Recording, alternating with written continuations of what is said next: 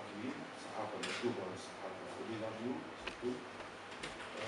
في البداية باسمي وباسم الهيئة المديرة لمهرجان ليلة المذيع نرحب بممثلي مندوبية جمعية الثقافة المغربية سي أنيس منصور، سي محمد الفقيه. مرحبا بك سي محمد، مرحبا بك سي أنيس. كذلك باسم الهيئة المديرة نرحب بالصديق والأخ والفنان حسين الغريبي. مرحبا بك سي حسين كضيف شرف، مرحبا بك من بلادنا، شرفنا وجودك. في البداية ضربة البداية تمنينا أن نكونوا سادة صحفيين موجودين كثافة، ما نرسموا ما نعرفش أنا ديما نقول فما لجان مرحبا وشرفنا وجودك، وإن شاء الله نقولوا ديما ما نحن. إذا دورة 49 لمهرجان ليلة المذيع الدولي تنعقد من 25 جويلية إلى حدود 15 أوت 2026. دأبنا هذه السنة على أن تكون الدورة استثنائية بكل المقاييس. اجتهدنا كهيئة على أن نلبي كل الرغبات وكذلك كل الأذواق. كانت البرمجة حسب رأيي ورأي الهيئة إن شاء الله تنال إعجابكم إن شاء الله متوازنة. الوتري موجود، المسرح موجود، الشبابي موجود، والطربي كذلك. نقول وتري معناه طربي. يعني حاولنا أنه الأنماط الموسيقية والفنية والكلام اللي لبسوها تكون موجودة معنا. فما عدة وجوه لأول مرة تعتلي ركح مهرجان المذيع الدولي، سيما فنانين توانسة أو فنانين أجانب عرب. كان جهد كبير من الهيئة أن نسعى أنه نجلبوا الفنانين هذوما يكونوا موجودين معنا. المهرجان المسؤولية كبرت برشا، إشعاع كبير برشا على المستوى الوطني والجهوي. ما عادش نحكيو على الجهوي تو كل موضوع لأنه بالحق وطنيا معناها واخو صدى كبير برشا. ما نخبيش عليكم، يعني فما بعض الفنانين تطلب في الهيئة على أساس أنها تحب تجي تخدم في المهدية وتعتلي روح المهدية، وهذا مكسب كبير. ونحكي هنا على فنانين كبار، هذا مكسب كبير ان شاء الله نحافظوا عليه، وان شاء الله الهيئات الجايه تحافظ عليه وتحافظ على المكسب هذا.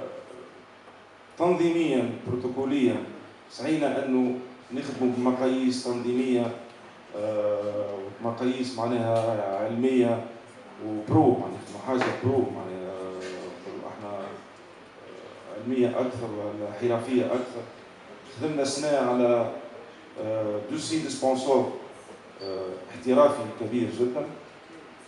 نوريكم اكزامبل نتاع دوسي دي سبونسور. يمكن الهيئه الوحيده في الدورات السابقه كل خدمت على دوسي دي سبونسور حرفي بتقنيات حرفيه اللي نجموا نقنعوا بها المستشهد ونرغبوا فيها المستشهد انه يكون موجود ويكون شريكنا في المهرجان. هذه جذاذه من دوسي دي سبونسور. دوسي دو سبونسور عندنا دوسي ورقي وعندنا دوسي رقمي، معناها باري مايل نبعثوه ديجا موجود. دوسي كيما تراو معناها فيه المعطيات الكل. سائلهم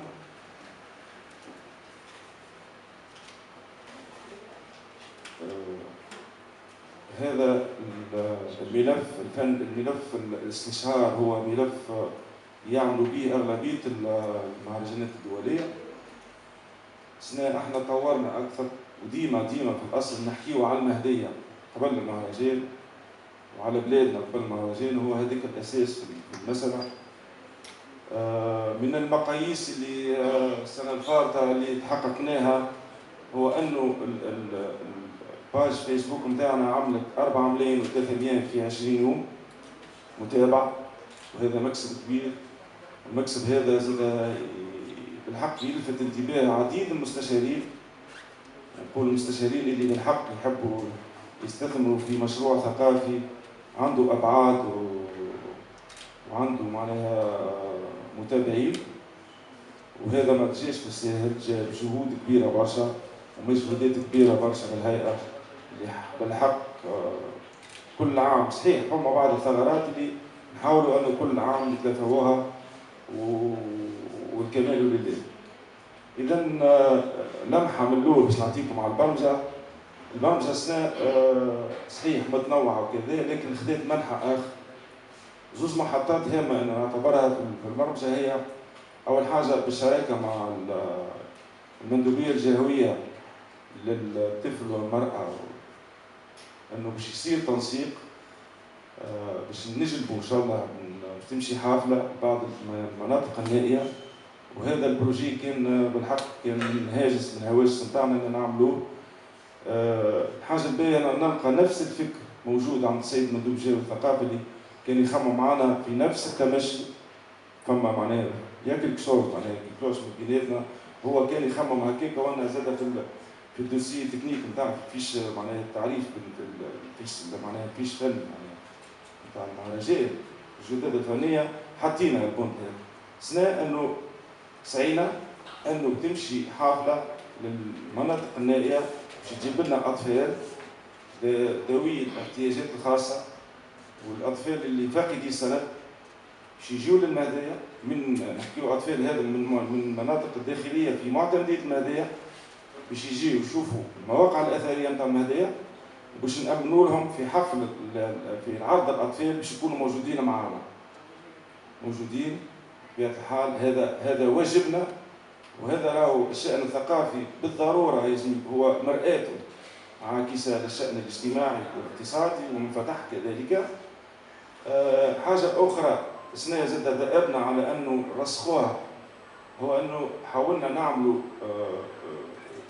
لافتات عملاقه ضد الآفة اللي معناها اللي موجوده في بلادنا، وربي معناها ربي يسترنا منها، هي آفة المخدرات. لافتات عملاقه باش تكون موجوده على البرج الاثري بمساحه معناها بطول يمكن فما 20 متر، معناها عملاقه كبيره تحسيسيه حول مخاطر المخدرات. وهذا معناها جهد بسيط من الهيئه وتوجه لانه نعاضوا جهود الدوله في المكافحه هذه الآفة اللي مس شبابنا واولادنا اللي بالحق اللي هما بالحق مستقبل البلاد.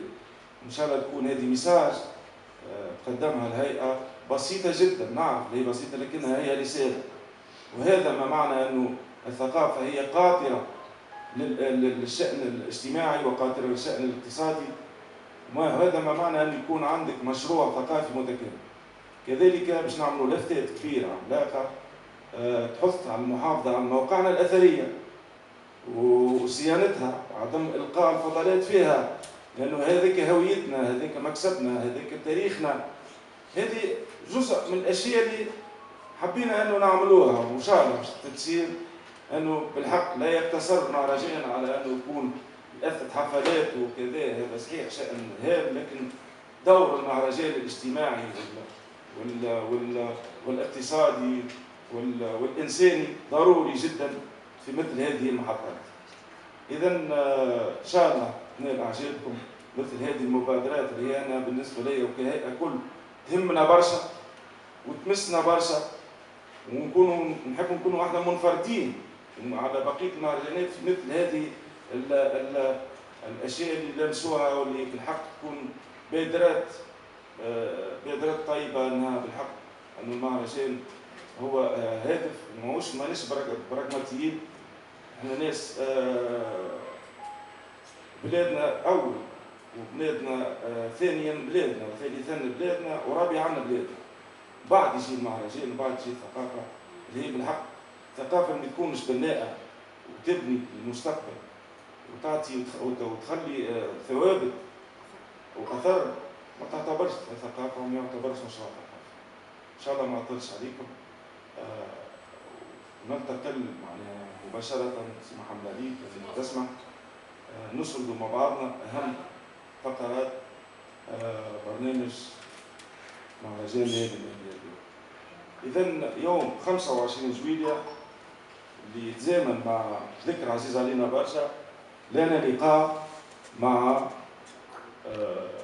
عرض حاجة فوندو، الموسيقى التونسية فوندو بأصوات جميلة جدا نتوقع أنه العرض هذا معناها كلاس، حاجة كلاس برشا، حاجة راقية برشا موسيقيا فنيا، وإن شاء الله من بعد نسمعوا بعض الأصوات منهم وتاخذوا فكرة. إذا هذا افتتاح يوم 25 جويلية. يوم الاثنين 27 جويلية لنا لقاء مع عرض الأطفال خيال جميل. وما أدراك ما خيال جميل؟ خيال جميل عالم الماريونيت، وقدامي مسرحي حسين الغريبي، وانتم تعرفوا انه من الماريونيت الدمى العملاقه، وهذا الدمى بصفه عامه وتحريك الدمى في حد ذاتها هو عمل يتطلب تقنيات رهيبه جدا. وهنا يلزمكم تفهموا انه كان ثم دور في مصر قديم اللي هو يتسمى لاراجوز. لاراجوز في مصر كان عنده اشعاع كبير برشا، وكان يلامس عده مسائل اجتماعيه واقتصاديه وسياسيه. حقيقة مثل هذه التجارب الشيقة والجميلة جدا في تونس العزيزة تستحق منا كل التشجيع وكل التقدير والاحترام. إذا يوم 27 جويلية باش يكون معنا خيال جميل، حقيقة باش تتمتعوا بخيال جميل بدرجة رهيبة. إذا يوم 28 جويلية لنا لقاء مع الفنان العربي الكبير إيهاب توفيق. معاناة كبيرة في جلب إيهاب توفيق لأنه كانت خدمة رهيبة من الهيئة وسهر كبير وما نحكي لكمش. لولا تمكنا أخيرا من أن يكون بحذنا الفنان العربي إيهاب توفيق اللي باش يأثر سهرية يوم الثلاثاء 28 جويلية. إذا ننتقل إلى يوم 30 جويلية يوم الخميس. يوم الخميس لنا لقاء مع الخشبة والمسرح مع ولد الطليب، عمل جديد سفيان داش لاقي رواج كبير على مستوى الساحة الفنية خاصة المسرح، مطلوب في العديد من المهرجانات، خدمة بالحق تستحق المشاهدة وتستحق المتابعة، فيها كل من سفيان الداش، لبنى الزديري، نور الدين بوحجمي. إذا ننتقل يوم 1 أوت السبت يونغر زيت. يونغر زيت ظاهرة جديدة في تونس، فنان راب كذلك موجود في أغلب المهرجانات الدولية والصيفية في تونس، اسم ضارب برشا في تونس، شباب باش يتمتع برشا ولا حاجة معناها واو. احنا سعينا ان يكون بحدنا يوم كارزيت، وان شاء الله تكون يوم 1 سبتمبر 1 اكتوبر اوت سامحوني انا راني راقد 3 سوايع. 1 اوت لكم لقاء مع فنان الراب وفنان الشباب يوم كارزيت. اذا يوم 3 اوت الاثنين لكم لقاء مع المحفل الجلبي، كونسيبت اخر جديد، توجه اخر جديد، فرجه جميله جدا، نوعيه متاع موسيقى جديده مطلوبه في كل المهرجانات، خدمه حلوه برشا تابعناها تستحق كل الدعم منا. وهذا مش زي ان يكون محفل الجلبي موجود بحدنا يوم 3 اوت. يوم 4 أوت لكم لقاء مع فنان الراب كازو، كذلك كازو متواجد موجود في أغلب المهرجانات الصيفية. دأبنا أن نجيبوه سنان كالعادة وباش يكون بالحق شباب النهدية باش يتمتع بالفنان الراب كازو اللي سنة عنده برشا جديد وعنده العديد من المفاجآت. إذا يوم الخميس 6 أوت ولأول مرة آية درنوج ظاهرة فنية صوتية من أحسن الأصوات اللي عندنا في تونس. آية درنوج تأثت العديد من عندها افتتاح بوغرنين موجودة إن شاء الله في كرتاج، اسم يستحق كل احترام فنيا وموسيقيا، سواء تشجعوا صوت معناه من احسن الاصوات التونسيه الموجوده، واحنا دأبنا انه نشجع الاصوات التونسيه هي بالحق لاول مره في مهرجان ليالي المهديه الدولي. اذا يوم 8 اوت لنا عرض مع عرض مسرحيه جعفر القاسمي بسي، غياب 4 سنوات، وانا نتمنى انه جعفر كان حاضر سي محمد علي يعطينا الكلمه اللي باش يأديها جعفر، باش يلقيها جعفر للصحافه، كان انه يودوا انه يكون موجود معنا، صارت له ظرف. دونك عنده اصحابي واحبابي عائلتنا المهديه، عسلامه اداره مهرجان المهديه الصيفي، مرحبا بالاعلاميين وبالصحفيين اللي قاعدين يواكبوا. ان شاء الله يا خويا الدوره هذه تكون دوره متميزه، دوره النجاح ان شاء الله، ديما ممنوعين في الخير.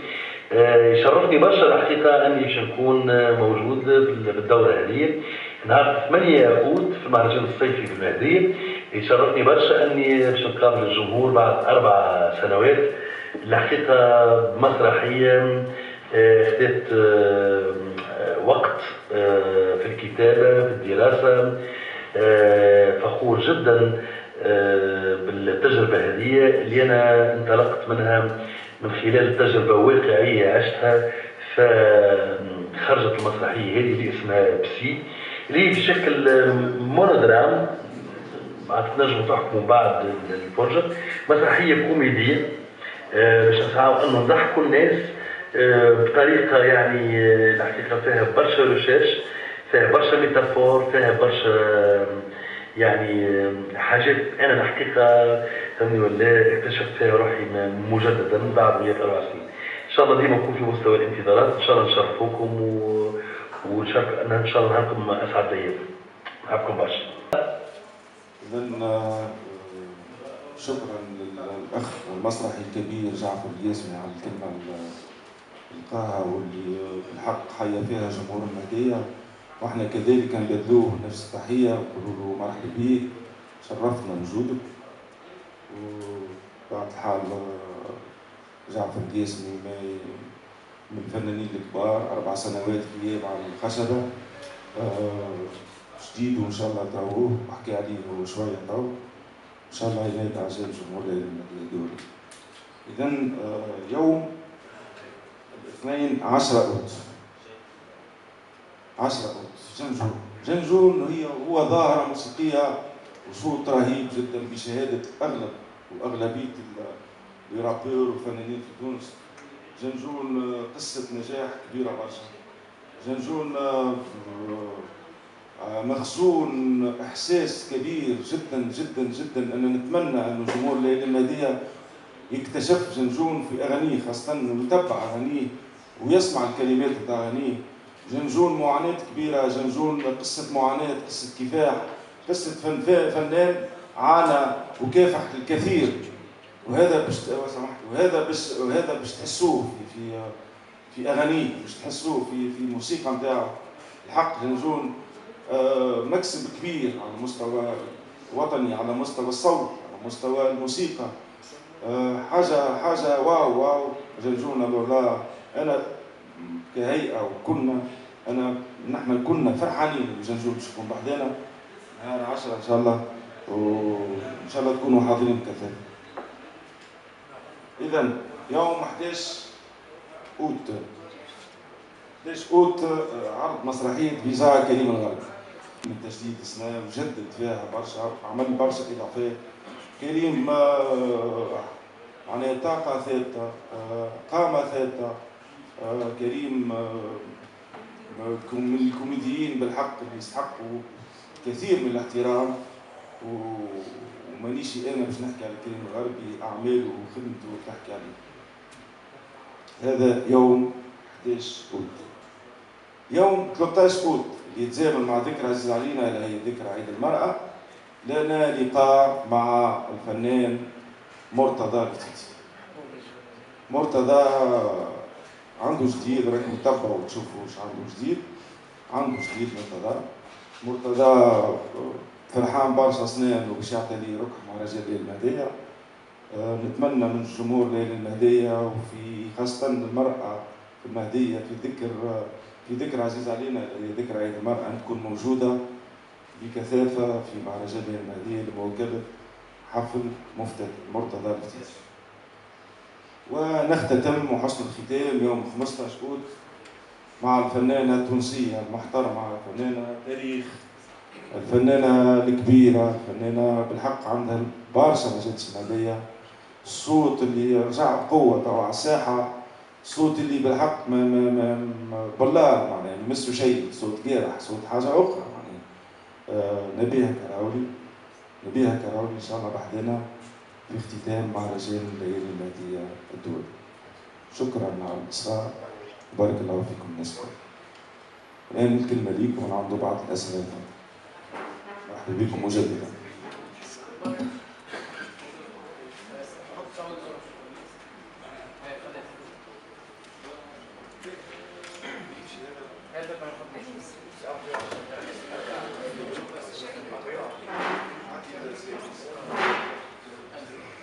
منكم الاعتذار بربي نحب ناخذ كلمه من سي انيس منصور ولا سي محمد على مندوبيه الثقافه المهديه. تفضل. شكرا سي عماد يعطيك الصحة ومرحبا بكم الناس الكل. نحب نشكركم على الدعوة. الحقيقة شفنا اليوم برمجة اللي يبدو أنها برمجة ثرية، إن شاء الله نتمنى النجاح لمهرجان الليالي المهدية، وإن شاء الله كما عودتونا مهرجان باش يكون ناجح تنظيميا وإنتاجيا. فقط شوية يمكن غياب شوية للسينما، لكن المهرجان تقريبا كله يعني شامل، فما مسرح، فما موسيقى، فما سينما. إن شاء الله ربي يوفقكم وربي ينجحكم إن شاء الله. يعطيكم الصحة. شكون عنده أسئلة يتفضل. تحت أسعد الله صباحكم جميعا. أنا وددت في الحقيقة أن يكون الحضور أكثر من هذا العدد في النادي الصحفي، خاصة معناها في مستوى حضوري الصحفي به. ما لاحظته هو أن البرمجة ثرية كما أشار سي أنيس منصور، ودسمة كذلك. تقريبا الهيئة مشكورة على هذه البرمجة وقد بذلت مجهودات جبارة، طبعا هذا يحسب لهم، تحسب هذه المجهودات للهيئة. فقط ما لاحظته إذا من النقاط الإيجابية أن بين العرض والعرض تقريبا ثم يوم أو يومين هيك تقريبا حسب التواريخ مبرمجة، ثم أنه فما غياب لعروض دولية معناها في مستوى الدول. لست أدري إن كان هذا معناها هذه السنة إيهاب توفيق، إيهاب توفيق فقط. على كل إذن هي برمجة ثرية ودسمة متنوعة جمعت بين الوتري والطربي والشبابي، خاصة حضور معناها العديد من الأسماء معناها التي يمكن أن تلقى رواجا وصدى وتفاعل مع الجمهور. مشكورة الهيئة مجددا على هذه المجهودات وبالتوفيق للجميع إن شاء الله. شكرا سي محمد وشكرا على الملاحظات بتاعك. يعطيك الصحة. سي حسين تفضل. سي حسين شرفتنا. شكرا سي عماد، شكرا للساده الحضور. حاضر في الصحفيه وسوف استعمل القبعتين، قبعه المكلف بتسيير ماركس فوندرامي والحياه المهديه مؤقتا الى الان، وقبعه الفنان والفاعل الثقافي حسام المغربي. Je suis un technicien de savoir chez l'État. تقني معرفة على ذمة الدولة. باش نتحدثوا سي عماد صراحة ومعناها من غير زبدة محية. نحبوا نحكيو.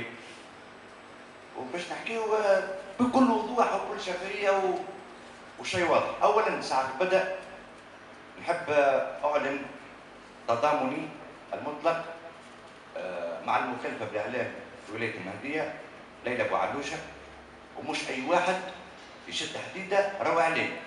هذا أولاً. ثانياً نحب نعلن دعمي المطلق للسيد مدير مهرجان الليالي المهدية من خلال المغالطات وما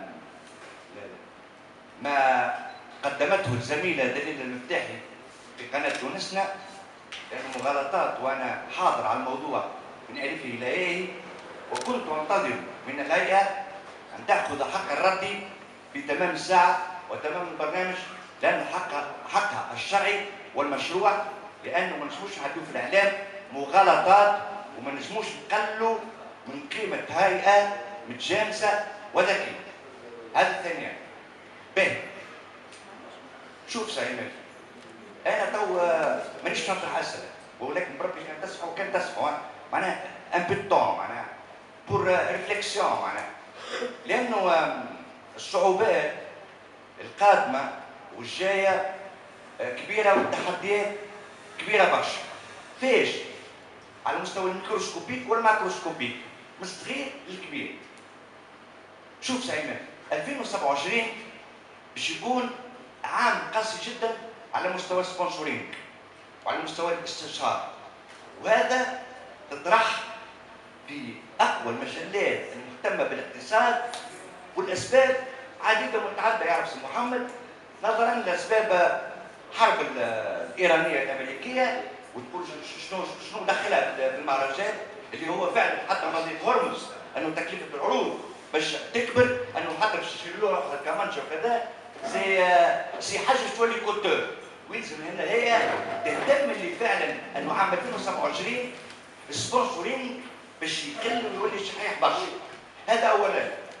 نسبه الاشهار في العالم 1000 مليار دولار، 80% من نسبه الاشهار 80% منه على المنصات الرقميه. اذا انا هناك هيئه لازم نكون نتوقف ونقرا المستقبل.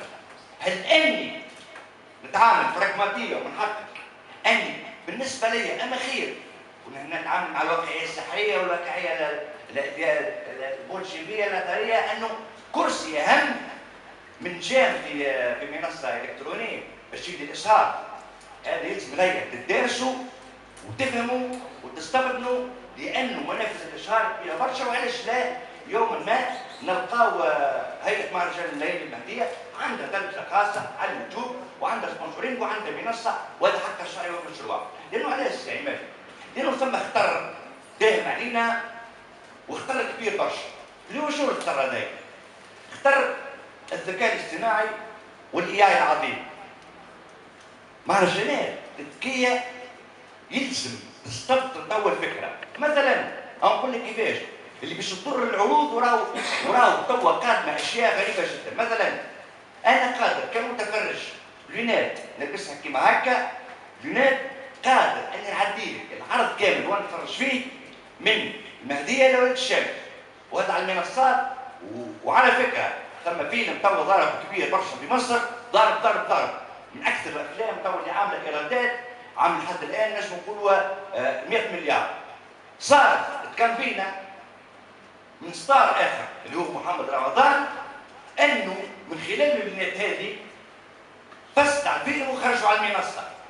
ولكن هنا ثم ذكاء اللي هو اختار برشا، اللي هو شنو؟ الذكاء الاصطناعي، نخلق له ذكاء اصطناعي اقوى منه. وراهو هذه في العروض الحيه راهو عندها دور من هنا ل 2030 كثير برشا على مستوى العروض.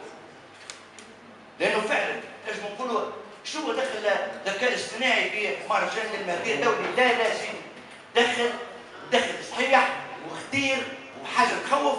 وعلى انا كي نفهم انه عرض من اقوى العروض في الجمهوريه التونسيه الان اللي يمشي بور انفون بور ادولت وبور جون بوبليك اللي انا تفرجت فيه، خيال جميل، شركه بدع الانتاج، هذا ذكاء كبير برشا ورهان حقيقي وفعل ثقافي تقدمي وحداثي ومدني كيفاش تراهن على مليونات في مهرجان المهديه الدولي. حاجه ثانيه سي عماد، ما تعرفش اللي لازمك نتوكلوا لها الشغل. الجي زاد مثلا توا ايش نقولوا؟ شنو هي الهبه الكوريه اللي قايمه علينا؟ هل انه مهرجان المهديه يفكر في الدوره الجايه واللي بعدها الدوره هذه انه كيفاش يجيب عرض كوري لانه الان ثم جمهور كبير كبير كبير برشا قاعد يتبع في العروض الكوريه، ونلاحظوا ان الجي زاد مهتمه جدا بالعروض هذه فعلا، لانه كوريا توا قاعد تعمل في خدمه كبيره. وش نشوفوا حتى انا بنتي من 8 18 يسميوا لك الممثلين الكوريين والافلام الكوريين والغناء الكوري، والغناء يسم مهرجان المهدي فعلا يقطع نفس اللحظه ويكون متقدم عليها، وهذه طبيعه شمال افريقيا معناها، ديما احنا نقدموا علاقه تاريخيه ونعرف ان انتم ما كمش شويه. بالنسبه لي برمجه متجانسه جدا، بارك الله فيكم، نصحكم كل خير، نصحكم كل الدعم. انا على المستوى الشخصي كفنان قبل كل شيء راني معاكم، وفعلا دوره جميله جدا، دوره تستحق ان تواكب ولبي كل الابواب، دوره متجانسه وفعلا عجبتني برشا الدوره هذه. شكر الله سعيكم وربي يوفقكم وربي يفضلكم وتقدموا خدمه معكم، وشكرا. تحبوني نجاوب ولا نجاوب؟ انا باش ما ننساش بربي يسامحك باش نعطيو الكلمه راديو بولبا. نحاول ان نجاوب على صديقي حسام يحكي على التواصل الاجتماعي ومنصات التواصل الاجتماعي. انا نقول لك استاذ حسام رانا عندنا شان يوتيوب كله جديد، وعندنا انستغرام وعندنا فيسبوك وعندنا مشان كل موجودين عندنا وقاعدين يخدموا وتيك توك في حاله جيده جدا. وانا كان نقول لك معناها ديجا علمت من الاول، قلت لك احنا عاملين 3 ملايين و400 متابع، نعاودها 3 ملايين و400 متابع، نعاودها 4 ملايين و300 متابع، 4 ملايين و300 متابع، 4 ملايين و300 متابع، يعني شطر شعب تونسي يتفرج فينا ويتابع فينا. وهذا الكلام هذا نقول فيه للناس وللمسؤولين وللعباد، يا ودي راهو المهرجان مش نتاع الهيئه نتاع المهديه الكل، ماهيش نتاعنا نتاع المهديه الكل. وطبعا نجيو الكلام هذا من بعد نقولوا من بعد علاش انا قلتها. نمشيو لمساله البراغماتي من عدم. انا مع تونس مع بلادي لازمني يكون براغماتي، ما فماش فما مسائل اجتماعيه حساسه وفما مضره باش تصير لشبابنا ولا كذا، مستحيل ما فيهاش. صحيح فنان ما يلزمكش تكون براغماتي ولازمك تكون تواجه وكذا، لكن مع مسائل اجتماعيه كما قلت لك احنا باش نعملوا حفله للوليدات الفاقدي سند باش نجيبوهم يتفرجوا على الاطفال، وانا باش نعملوا لافتات معناها توعويه حول مخاطر المخدرات، ولافتات توعويه حول العنايه مزيد العنايه بمواقعنا الاثريه وكذا. راهو هدايا واجبنا ما فيهوش كلام، هذا صلبنا، هذا واجبنا، هذا نتاعنا، هذا حاجه معناها. اذا انا قلت لك اذا المثقف بصفه عامه ما يكونش مرآة لمجتمعه عاكسا لمجتمعه، لا معنى للمثقف حتى شيء، حتى شيء يولي آلة ما عادش مثقف. هذا هو التمشي في الاصل يعني. دونك انا البراغماتيه بالنسبه لنا توقف حد معناها تزايد من حد بلادنا ما عادش نجم نكونوا، ما عادش نحكيو على المهرجان حتى في حدود انه معناها شبابنا وتراثنا وهويتنا ما عادش نحكيو على المهرجان. هنا والله نوقفوا كومبليتمون. ان شاء الله تكون جاوبتك. بالنسبه لسي محمد راهو عاد الدول الموجوده ديجا موجود التوفيق لاول مره. هذا هو معناها. تفضل مدام ليلى، تفضل مرحبا بك. عايش نقدم بالتحيه كيف الهيئه اعضاء الهيئه تاع مهرجان ليالي المهديه، كيف الساده الحضور من الادارات الجهويه، الساده الصحفيين والمراسلين اللي حضروا واجبوا للدوره هذه باش كما قلت انت باش يقدموا هما رساله نواة وسط ما بين الهيئه والمواطنين اللي حضروا. بارك الله فيهم، نعطيهم الصح، نعرفهم واحد واحد، واللي ما حضرش هو حشته معاه. وشخصيا يعني الاطراف اللي حتى اللي ما حضروش عندهم التزامات معينه الحقيقه، فما اللي مش موجود في المهديه اصلا. هذا ما يمنعش المهرجان باش يكونوا متواجدين. وانا شخصيا حتى كي كلمتهم قالوا لي حتى ولو كان ما نحضرش الندوه الصحفيه ان شاء الله في السهرات باش نكونوا موجودين. وهذا ما يمنعش اللي هما ممكن يكتبوا حتى على الدوره هذه، لان حتى من موقعي هنا في الاداره حتى كي نستدعوا وسائل الاعلام يجوناش صحيح اما من بعد ياخذوا من عندنا المعطيات ويهبطوا لنا هذه للامانه. نحب نشكركم على البرنامج الحقيقه ياسر حلوه، وانا مغرومه بالعروض التونسيه.